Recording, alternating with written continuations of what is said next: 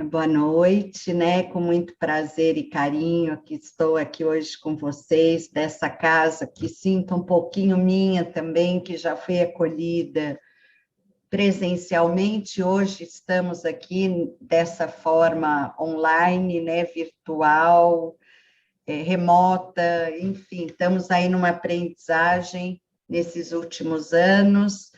E o que vem muito ao encontro dessa noite, né, da gente trabalhar um pouco o livro que a Jaque propôs, que vocês estão estudando, e é muito interessante, porque é um livro que eu já tinha feito um voo nele, né, porque, só vou pegar aqui, para quem não está acompanhando, a libertação pelo amor, né, eu acho que desde 2019, a gente tem se proposto isso, principalmente quem está conectado nas casas espíritas, quem tem o evangelho assim como uma forma de vida, né, um propósito de vida. Eu acho que todos nós fomos pegos aí de uma forma muito interessante quando a gente se permite se libertar pelo amor, num momento em que o mundo passa, né, por essa transição, por esses discursos de ódio.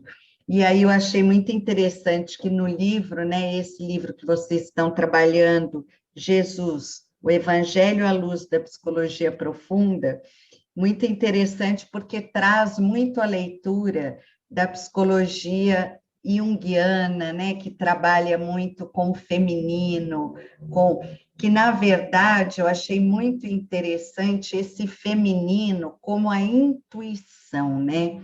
Eu acredito que a gente, na doutrina espírita, escuta muito a nossa intuição. Não sei se é pela meditação, por uma antena conectada, né, com a espiritualidade do bem.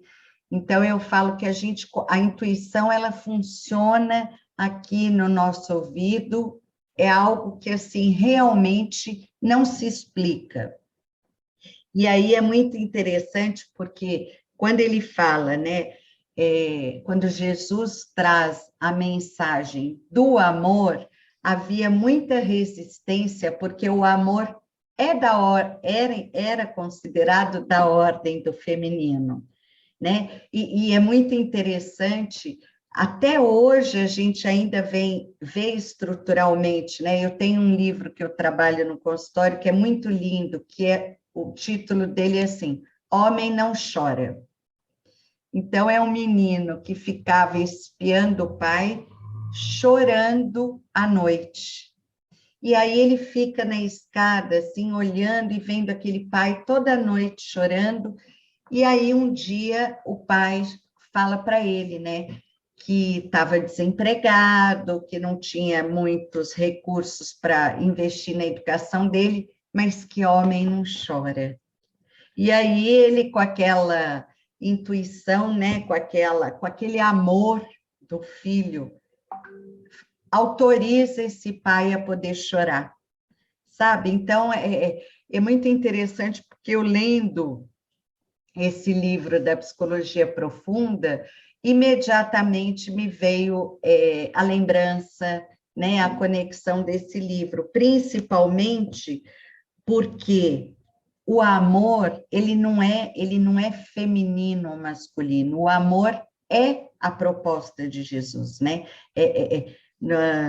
No capítulo da paciência, que é um capítulo que eu me detive muito, quando ele faz, né? Quem foi Jesus nesse caminho, principalmente do amor, né? Onde as pessoas eram muito rudes, o homem, né, ele era sinal de vitalidade, de força física, e aí eu acho muito interessante a distinção, né, que ele vem fazendo do Deus, né, desse Deus todo-poderoso, e a figura do Jesus, né, que é aonde a gente se assemelha, alguém que sentiu as dores da humanidade. E aí é muito interessante que é o Jesus homem, e ao mesmo tempo é o maior recado de amor. Então, quer dizer, era um Jesus feminino, fica essa questão para a gente, né? E aí, ao longo desses 9 primeiros capítulos, ele vai trazendo muito a ideia também do ânimos, né? Que era muito considerado esse sentimento feminino. E a psicologia, ela traz muito, para vocês terem uma ideia, na psicanálise, ele faz um pequeno voo aqui na psicanálise, a gente não trabalha com essa questão do homem e da mulher, né, do homoafetivo ou não, essa questão é do gênero, é da posição, né, eu posso estar numa posição feminina, numa posição masculina, mas algo que não abandona nunca essa bandeira, essa causa chamada amor. E eu acho muito interessante trazer para essa reflexão o sentido do amor. Esses dias eu estava pensando, quando a gente recebe uma criança nova na família, né, um bebê, e eu estou aí me inaugurando há 6 meses como avó, então, é muito interessante como que o bebê, né, ele não tem ainda vícios de linguagem, de comportamentos, não que ele lembre, né? E como que ele demonstra o que é o amor. Ele reconhece no outro, né, no semelhante, esse amor genuíno que eu vi muito aqui nesse livro. Então, voltando, ele diz assim, que Jesus era um homem dotado de extrema paciência, por conhecer o passado das almas, né? Eu acho isso aqui, por conhecer o passado das almas e prever o futuro, como resultado da conduta do empenho a que se entregam. E aí, eu fiquei pensando quanto que nesse momento de pandemia, a gente tem sido convidados, né, a substituir esse julgamento, muitas vezes moral, por um discernimento, né? Então, eu achei muito interessante, porque em vários momentos desse texto aparece essa palavra discernimento, né? E uma coisa que eu queria trazer para a gente, à luz do Evangelho, né, da doutrina que a gente segue, é a paciência, como ele fala aqui, né? A paciência como ciência da paz. Eu que trabalho muito com o consultório, eu vejo nas doenças do corpo físico, das doenças psíquicas, como que há uma ausência de paz, né? Então, aquela coisa, às vezes, a doença física, ela começa nessa ausência de paz, né? Então, quando ele fala da paciência, é como se, assim, a gente liberasse os nossos sentimentos, mas a gente não digere, né? Então, por exemplo, vamos pensar a ansiedade, que é um dos sentimentos, né, que a gente pode dizer. E olha que interessante, naquele congresso de Pedro Leopoldo, eu já tinha apresentado a estatística das doenças mentais e que o carro-chefe era a ansiedade, a angústia, que levava muitas vezes até o próprio suicídio. Hoje, vocês imaginam que isso está mais do que triplicado. Mais uma vez eu escuto as pessoas falando de um medo que está por vir, né, de uma ausência de horizonte, de perspectiva, ou de algo que eles estão presos no passado. E a gente sabe que essa paz que a gente busca, em primeiro lugar, é essa reconciliação com a própria história, que é o libertar através do amor, né? A gente fala muito, perdoar é muito fácil, porque perdoar nos coloca numa posição de superioridade, mas auto-perdão é um exercício complicadíssimo, porque é nosso, né? Muitas vezes, inconscientemente, a gente vive com a culpa e com a ausência de paz para justificar sofrermos, né? Então, é como se, assim, parece que nesse momento da pandemia, as pessoas que não se contemplam, né, que não param, talvez, para se permitir essa paciência histórica que o momento está pedindo, né?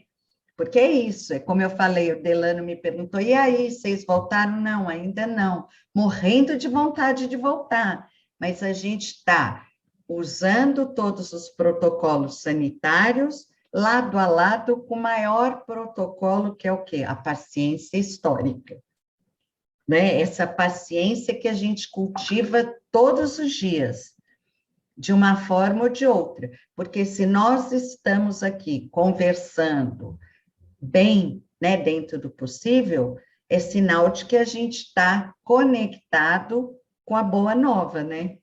Que é aquilo que o tempo inteiro a gente pratica. Então, eu falo que a melhor forma da gente praticar essa libertação do amor é nos reconhecermos assim como Jesus, a nossa humanidade e a nossa experiência humana nesse momento. Então, eu falo muito isso. Está triste?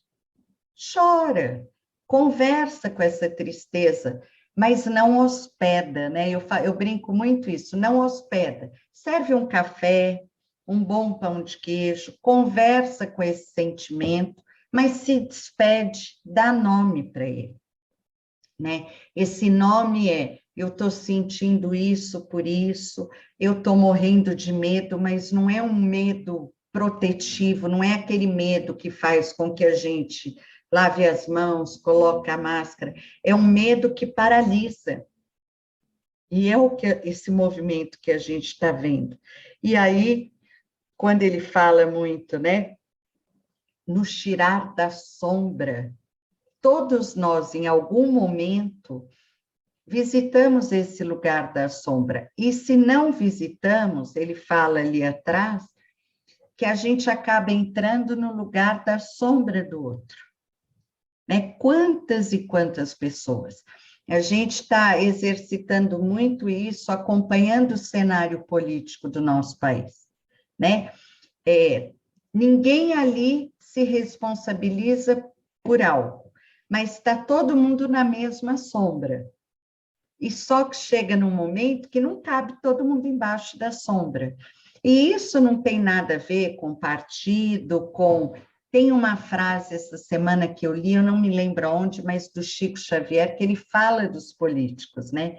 Que nós temos que orar muito por eles, porque não é uma posição fácil. E aqui nesse livro, em algum momento, acho que é no capítulo dos escândalos, se eu não me engano, ele fala muito disso, né? Como que a gente se perde nessa suposta posição, ou nesse suposto poder, pseudo-poder, e até a questão de usar o Deus inatingível, né? Então, eu acho que traz uma reflexão muito interessante. Não é à toa, não, que o tempo todo ele vai tecendo, né, os valores éticos e espirituais. Eu falo muito que a gente tem ouvido o tempo todo falar da empatia, da resiliência, né? Agora, a empatia não é sofrer a dor do outro, né? Porque eu acho que isso não tem como, mas é a gente conseguir enxergar a dor do outro, do ponto de vista dele, não minimizar, sabe? Não falar, por exemplo, a gente vê muitas pessoas que estão sobrevivendo ao Covid e voltando à sua vida, aí chegam outras pessoas e falam: olha, mas você teve uma oportunidade nova, você tem que aproveitar. Lógico, todo mundo, mas assim, a gente não sabe se aquela pessoa naquele momento tem os mesmos instrumentos que a gente. Então, eu acho que o convite muito dessa psicologia profunda é que a gente não use muito essa medida rasa de julgamento, do certo sou eu, o errado é o outro, né? O outro tem que aproveitar a chance que ele está tendo. cada um está nessa experiência humana. Então, o que é humano? É um ser em progressão, em tentar uns reajustes, não quer dizer que a gente consegue, né? Então, ele traz, assim, a paciência conquista individual através do esforço pela autoiluminação. Então, quando a gente fala, né, da contemplação, da meditação, do momento de oração, né? Esse momento inicial da oração é um momento em que a gente permite se imaginar, né? Com uma luz, com um portal atravessando.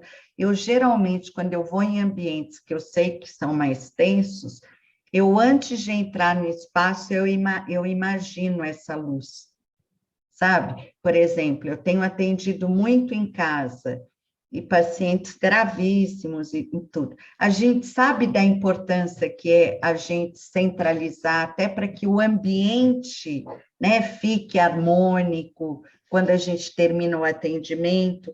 Então, ele fala, né, pelo autoconhecimento, a descoberta dos objetivos da existência. E aí eu acho que entra muito isso que ele fala da intuição. A gente sente, né? Quando a gente começa a ver, olha, toda vez que eu ajudo alguém, né? Toda vez que eu trabalho numa causa caridosa e tudo, eu sinto uma paz interior.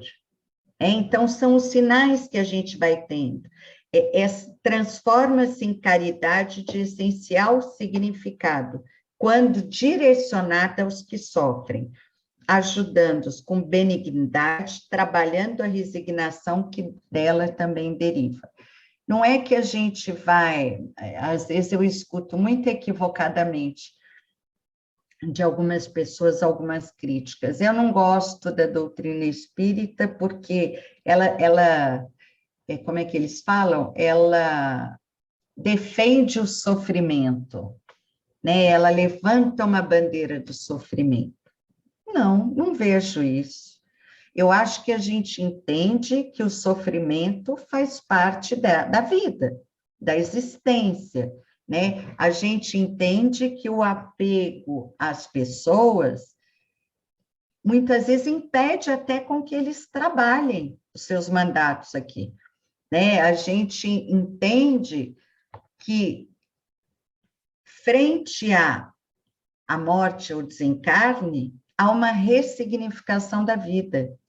Então, é aquilo que eu falo, é muito diferente essa leitura rasa, né, que as pessoas fazem da doutrina. Então, eu acredito muito. Aí ele fala assim: há sofrimentos ocultos e desvelados, muitos variados e complexos, são desafiadores da sociedade. A gente está tendo o maior exemplo disso, né? Então, por exemplo, qual que é o bem que a gente tenta fazer para o outro? Preservação da vida, o respeito ao momento do outro, a não doutrinação, né? Levar uma palavra de amor aonde tem ódio, levar uma palavra de esperança aonde tem a doença. E o que a gente está vendo? Que há um culto pelo sofrimento, não só pelo sofrimento, mas pelo ódio. Quanto mais eu essa semana estava lendo um livro sobre os campos de extermínio na época do Holocausto, e eu achei muito interessante, porque eles relatam que tinham 80 crianças que viram os seus pais indo para a câmara de gás, e que nenhuma delas chorou. Tamanho o horror que eles já estavam vivendo ali. E eu gosto muito de pensar nessa questão do Holocausto, na nossa humanidade, porque, inclusive, ele fala aqui, né, desse divisor, porque o Holocausto é o exemplo da humanidade, né? É o exemplo de acreditar que a gente pode ter poder numa função que a gente exerce. Então, me preocupa muito mais do que aquele Hitler, que era uma mente doente, aquelas pessoas que trabalhavam para ele, né, os ditos normais, e que cumpriam apenas ordens, e que, quando foram julgados pós-Holocausto, falam perante ao júri, eu apenas estava cumprindo ordens. Olha que analogia para esse momento que a gente está vivendo. Eu não posso cumprir uma ordem se eu não fizer o uso do meu discernimento. Nem que para isso eu perca sim o meu emprego, porque é aí que a gente começa a negociar os valores éticos e, como ele fala aqui, e espirituais. Ah, deixa eu ver qual que é a situação. Ah, deixa eu ver se aqui é importante. Ah, não, tá. É aí que a gente dá o espaço para as propinas que a gente tem assistido, né? Quer dizer, tudo bem, você entra aí no mercado desde que eu leve alguma coisa aqui na minha bolsa. Então, olha aonde que a humanidade começa a abrir mão. Daí para a gente ter um Hitler, alguém que nos pegue naquilo que a gente tem de pior, é 1 minuto. Por exemplo, a gente fica lá 10, 12 horas assistindo filme de massacre, de guerra. É muito interessante, quando a gente termina, a gente está até meio violento, né? Então, é aquilo, é o momento do quê? Da gente raciocinar, né? Eu gosto muito da doutrina, porque é a fé raciocinada. Ela tem que fazer uma lógica. Ninguém vai me doutrinar. O próprio estudo, a própria caridade, a própria história chega até o meu espírito, até a minha existência, através do ser pensante. Né? Então, quer dizer, é aquilo que eu vou desenvolvendo e que não termina com a minha existência. Eu não sei se vocês acompanharam a morte da Júlia, né? Aquela influencer, há 2 semanas atrás, uma jovem, 22 anos, filha de uma pastora daquela igreja quadrangular, não sei direito. Mas me chamou a atenção porque era muito conhecida de alguns pacientes meus. Então, uma menina que tirou umas férias, foi fazer um passeio de moto com o marido, nas estradas da Serra do Paraná. A última postagem dela, no Instagram dela, ela falava que a vida tinha que ser bem vivida, que a gente podia ter que se despedir a qualquer momento e tal. 15 minutos depois, veio um caminhão e eles sofreram um acidente e ela morreu. Aí ele foi internado, o marido, a mãe foi para lá e tudo. Me chamou a atenção, porque a gente fica pensando assim, nesses momentos, a pessoa entrega a sua fé, né? Não todo mundo, mas a gente assiste. Eu fiquei impressionada com essa mãe.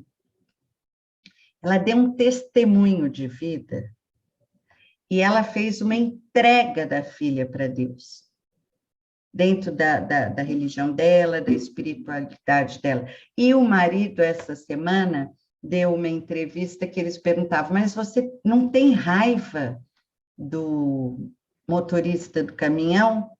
Ele fala, não, o motorista de caminhão, nesse processo, é detalhe. Olha que coisa, que testemunho de fé, né? Não importa a crença, o caminho que ele faz para chegar ali, mas o que me importa é o testemunho de vida, de evangelho, que a gente dá frente a uma perda, frente a um descompasso, a uma separação, ele fala muito aqui no livro, né? Ter que suportar as falácias. É nesses momentos que a gente dá o testemunho do evangelho, a ponto das pessoas falarem, nossa, deixa eu ver o que essa figura aqui segue, porque testemunho de vida dela é bacana, né? E eu acho que é muito. Eu, por exemplo, quando a gente passou pelo nosso momento assim, muito difícil, né, da perda do nosso menino, eu me lembro direitinho todo o processo de estudo que eu fiz da doutrina espírita. Eu precisava entender aqui, né, a ponto do meu marido muitas vezes chegar para mim e falar: para de ler. Cada um vai encontrar o seu caminho, e aí eu acho que entra muito essa intuição, né? Essa intuição, ela se faz presente. De que forma que cada um vai escutar, né? Mais do que escutar, eu diria auscultar, né? Porque a gente quase que precisa de um estetoscópio para ver os sinais, né? Então, é muito interessante pensar a paciência aí, né? Quando eu entendo que aqui é o percurso, não é o início nem o fim, né? E como que a gente vê isso na literatura? Hoje, mais do que nunca, eu entendo, assim, os grandes intelectuais, pintores, poetas, que lá atrás eram tidos como loucos, né? Como doentes mentais. Não, eles eram seres extremamente intuitivos, né? Eles tinham uma conexão tão sublime, mas não se educaram, né? Eu acho que o que a gente faz aqui, né, nas terças-feiras, às quartas, pegando uma obra, é isso, nos educar para atravessar essa humanidade que muitas vezes adoece, adoece do poder, adoece da desigualdade, adoece das fantasias que acha que te faz melhor do que os outros. E pegando esse momento, né, da pandemia frente a essa paciência, esse atravessamento, é muito isso, né? Houve uma revelação das mazelas da humanidade. Agora, a gente sabe que para nos conectarmos enquanto uma família, humanos que somos, a gente vai precisar de muita paciência, né? De muita resignação, de muita caridade, porque ao mesmo tempo que a gente viu tantas mazelas, a gente viu verdadeiras epidemias de solidariedade, né? Onde as pessoas foram se juntando e as coisas iam aparecendo, né? Assim, no último segundo do momento, aquela família a gente conseguia levar, né? Então, eu acho que isso nos fortalece enquanto experiência humana, né? Enquanto testemunha que a gente dá de que a fé é uma experiência diária, é um alimento que a gente tem que trabalhar, que a gente tem que regar, que de vez em quando a gente dá uma brigadinha e logo a gente é acometido por uma fé enorme, né? Então, trabalhar com isso, como ele fala aqui,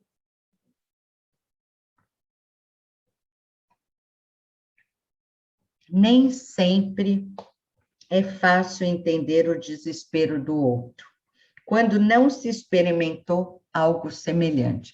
Então, como eu estava falando, né, desse exemplo dessa senhora, dessa moça, por que que logo me conectou? Porque havia uma dor semelhante, né? Eu vejo muito quando eu fui para Pedro Leopoldo, né? Atender os pais que perderam seus filhos.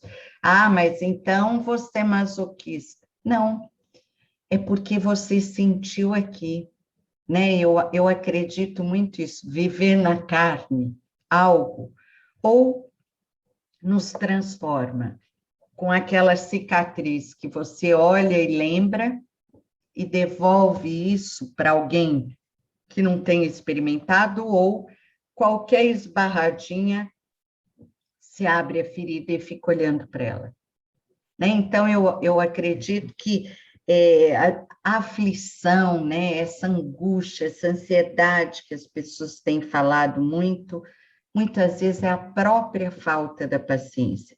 Ele fala que a paciência encoraja o ser, porque o ajuda a enfrentar quaisquer situações tomadas pela ciência da paz. O que é a ciência da paz? A paciência. Olha que lindo, né? Então, por exemplo, o que a gente tem visto junto às crianças? Não há um trabalho com a paciência, porque muitas vezes os brinquedos, os momentos, né, de brincar, é tudo frente a uma tela. Então, por exemplo, a criança está lá num joguinho tal, ela perdeu a vez dela. Ela não vai ficar esperando muitas vezes o outro jogar, ela vai para outra tela, né? Porque a paciência, ela é um exercício diário, né? É esperar um ônibus que atrasa, é esperar uma pessoa, aceitar que não é tudo no nosso tempo, ou seja, a paciência é exatamente a ciência da paz. Quando você está ali esperando alguma coisa e você começa, naquele tempo de espera, ou ler um livro, ou fazer alguma coisa, o tempo passa muito mais rápido. Você não começa a ficar aflita, você não começa a ter disparo no coração, né? Porque parece que a gente apazigua. Então, ele diz aqui, quando ele traz, né, mais para o final, a posição de Jesus. Jesus viveu a sua humanidade com singular elevação, suportando fome, dor, abandono e morte sem impacientar-se, submisso e confiante, ultrapassando todas as barreiras então conhecidas a respeito das resistências humanas e tornando-se um paradigma a ser seguido. Por quê? Porque a gente lembra, né, qual que era aquela concepção da humanidade naquela época, né? Esse paradigma a ser seguido, destroçando o que era comum, corriqueiro, banal, fixo em torno dos indivíduos, o limite das forças. Ser um guerreiro, ser um exemplo, passar fome, passar dores, não tinha muito valor. E acho que ainda não tem muito, né? Porque aquela pessoa que sofre, se eu tiver algum sofrimento em aberto, né, alguma ferida não cicatrizada, quando o outro começa a falar da sua dor, eu logo me lembro da minha própria dor. Podem observar como que isso é comum. A gente está ali contando uma dor ou alguma coisa que aconteceu com a gente, com alguém, vem alguém e fala assim: ah, mas a minha dor foi muito maior. A minha estrada foi muito mais dura do que a sua. Então, ele diz: humano, porém, Jesus foi especial em razão dos seus valores. Né? Então, quando a gente fala dessa transição planetária, desse momento de regeneração, eu logo penso muito nos valores que estão sendo negociados, valores éticos, né? Valores de bondade, valores de solidariedade. Mas, lógico que a gente tem que entender também que nem todo mundo está na mesma escala de evolução, de estrada, de abnegação. Então, entender isso nos tira, mais uma vez, do lugar de julgador, né? E um lugar de discernimento, de encontrar caminhos para que a gente chegue até o outro. Que eu acho que isso se faz toda a diferença. Hannah Arendt, que é uma filósofa que sobreviveu ao Holocausto, ela tem uma frase que eu acho que encaixa muito nesse momento que a gente está trabalhando esse livro, que é assim: toda dor pode ser suportada se sobre ela puder ser contada uma história, né? E é exatamente isso. Quando a gente sofre, quando a gente passa por alguma perda, por algum momento, tudo que a gente quer é poder falar e ser escutado. Sem que a pessoa diga, comigo já aconteceu, nossa, comigo foi terrível. Não, a gente quer compartilhar a dor. Compartilhar a dor é poder falar dela sem ser julgado. Não importa o tamanho da sua dor. Se a gente encontra um outro que escute, que acolha, né? E que aí sim dê o seu gesto de amor, aí sim possa transformar aquilo numa outra história, ajudar o sujeito a contar uma outra história, aí sim a gente está num processo de troca.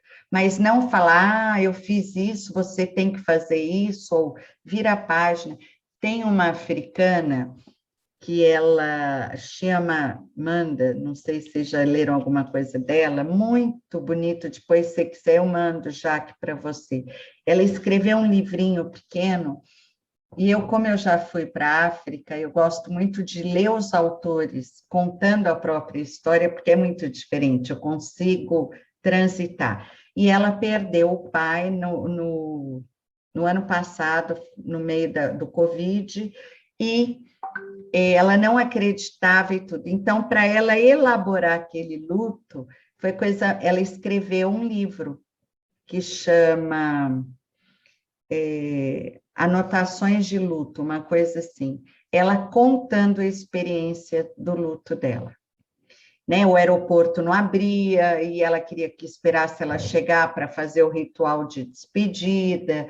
Então, as pessoas, ela foi acompanhando o ritual, porque as famílias lá levam comida, se encontram, e ela toda pelo Zoom, né? Então, ela ouvia as pessoas falando, ele era uma pessoa muito bacana, e ele era, né? Chegou a ser professor na universidade, então, assim, um cara que se destacou. E aí ela fala uma coisa que me tocou muito, que ela fala assim, ela do lado de cá, né, no Zoom, e aí ela tira o som e ela fala, não, vocês estão falando como se ele não tivesse mais aí, mas ele está aí, sabe? Então, assim, muito bonito, é um relato, assim, emocionante.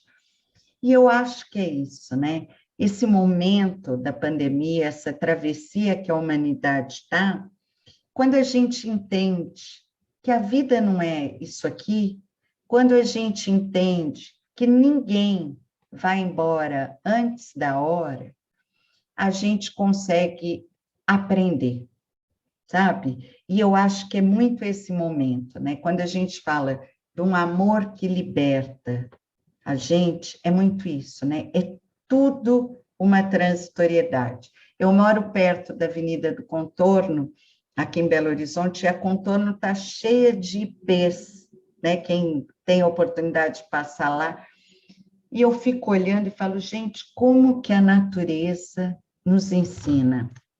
Daqui a pouco, todas as flores caem, ficam aqueles ipês tudo murchinhos, se preparando, se reguardando, mudando para que o florescer possa voltar. É isso, né? Eu acho que lidar com a pandemia, lidar pelos desafios da vida, com a humanidade muitas vezes adoecida, é entender que tudo é transitório, né? A gente chega aqui, desembarca numa estação, acha que a gente tem todo o roteiro da vida escrito por nós, uma verdadeira carta de navegação, e quando a gente menos imagina, a gente está desembarcando antes da hora. Não existe antes da hora, né? Então, eu acho que essa paciência, isso que eu trouxe, assim, para dividir um pouco com vocês, e a frase que fica muito forte é essa, né? Paciência como ciência da paz, né? E lembrar que essa paz a gente vai pegar dentro. é de dentro para fora, né? É assim como quando a gente fala autoimagem, autoconhecimento. Não adianta eu virar e falar, nossa, como você está bonita. Se a pessoa não está se sentindo bonita, bem com ela é capaz de achar que você está até debochando dela, né? É alto. A gente tem que, nesses momentos de uma angústia maior, de uma tristeza, de um desafio maior, se voltar para dentro, discernir, né? E lembrar do testemunho de Jesus. É isso que eu acredito, é isso que eu venho dividir com vocês, e principalmente que a gente se debruce mesmo nesse alimento, que é a leitura, que é essa família que a gente vai fazendo com os nossos pares, compartilhando. Então, é isso que eu queria deixar para vocês e fechar minha fala repetindo a frase: toda dor pode ser suportada se sobre ela puder ser contada uma nova história. Obrigada. Que Jesus nos